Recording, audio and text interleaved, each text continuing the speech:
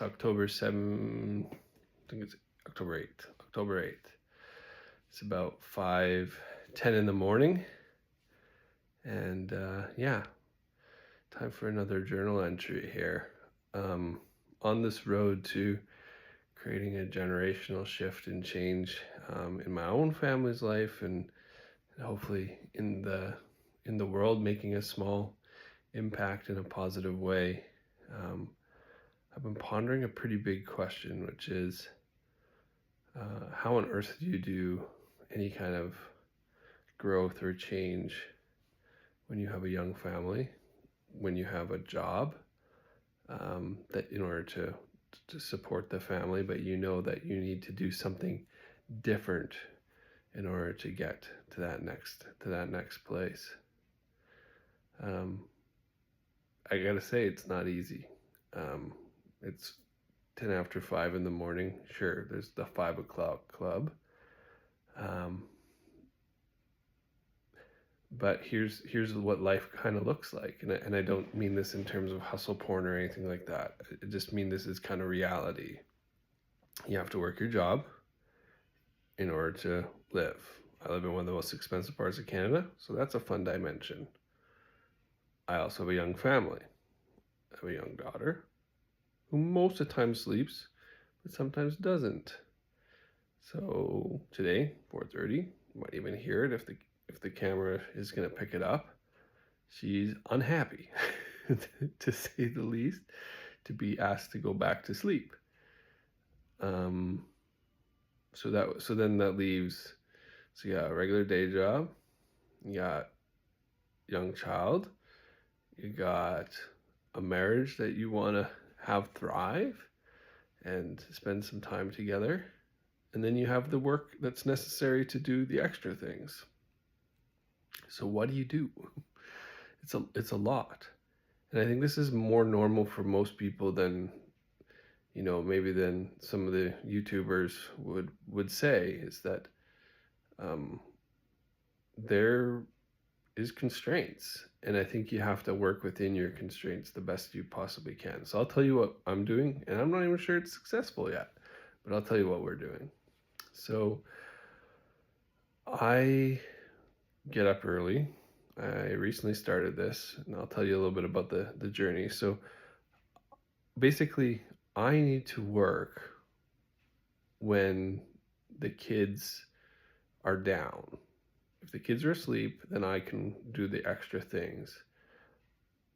And so that means really early in the morning or really late at night. I've experimented with both. Right now, really early in the morning is what I'm doing. It seems to be working the best. So I get up at 4, and I come down, I have some quiet time, and then I begin to do the task of the day. Whatever the small little piece of moving the thing forward that I can do today is, whatever that is. Then I go to the gym, shower, work my 8 hours of work, spend time with the family over dinner, bath time, and then potentially do an evening session from 7:30 till 9, somewhere in there, about an hour, depending on. And then 9 o'clock, if you're getting up at 4 and you want some amount of sleep, you need to go to bed at 9 so you can get up at 4. So it gives me about from 4 in the morning till I have to leave for the gym about 6:10. So I have about 2 hours there, and then I have maybe an hour in the evening, and that's it. And so whatever I do has to fit into that world. And so that's life as someone who's trying to make a change. And it's important, I think, for people to realize as you pursue, something outside of your normal, that you're probably going to have to do something outside of your normal to get something outside of your normal. And so my wife and I, we've talked about this. This is kind of what we are doing, but we kind of, for now, but we adapt regularly, because the kids are adapting, and yeah, uh, you just have to be flexible in that way. What else can I tell you about it? Um, when I started this journey, I shared my vision. I shared all the things that I was hoping to accomplish um, with my wife, and she's supportive. She doesn't actively work on the project at all, but she's supportive of the work. She sees how it'll all connect, and she sees the work that's necessary, and so she's willing to support me in in doing the work, which is amazing. Because I don't think I would even bother if I didn't have her support. It's just not worth it. Um, so yeah, that's how I approach that. Kind of on that same line, I think one of the most important things that I can say is that you have to treat your family as an investor in whatever you're doing. So you have to find the upside for them in it, and you have to mitigate their downside as you're doing the work, as you're doing that thing.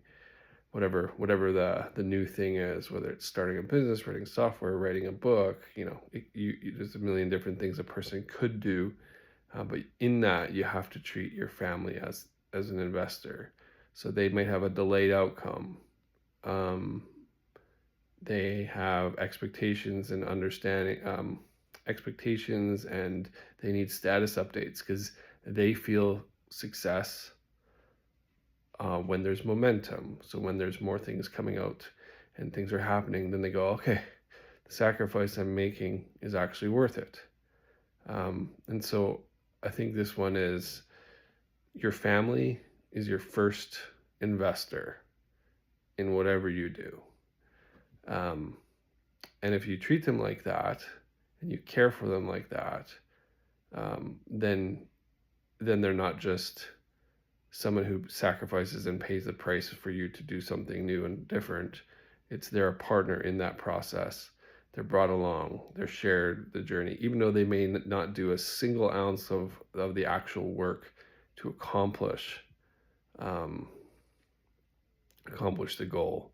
But they are an investor in the process, and so you have to partner with them, you have to plan with them, you have to set expectations, and then you have to share the outcomes and the things of success as they're happening, because those are their successes as much as your successes. And then you need to check in regularly. So I try to check in with my wife, mostly monthly, sometimes quarterly, just depending on kind of how the intensity of what's going on, so that I know how she's doing. Does she need extra support around the house? Is there stress that's building that needs to be let down? Is she getting what she needs? Because it can't just be me just like going ham in the corner over here, just like pretending the world revolves around myself. That just simply doesn't work. And this is where, if you're in your 20s and you have no dependents, no responsibilities other than your day job and whatever else, just day job and like, some your parents and siblings or whatever, go do the thing. Go do the thing while you have that opportunity. You will never have that much time ever again, even if you work the craziest job. You just literally need to keep yourself alive, fed, and meet your other needs and meet your other obligations. But you can literally, cut as many things out of your life as you need to in order to focus. So if you're in that circumstance, go do that. And if you're in a family circumstance, definitely treat your family as your first and probably most important investor.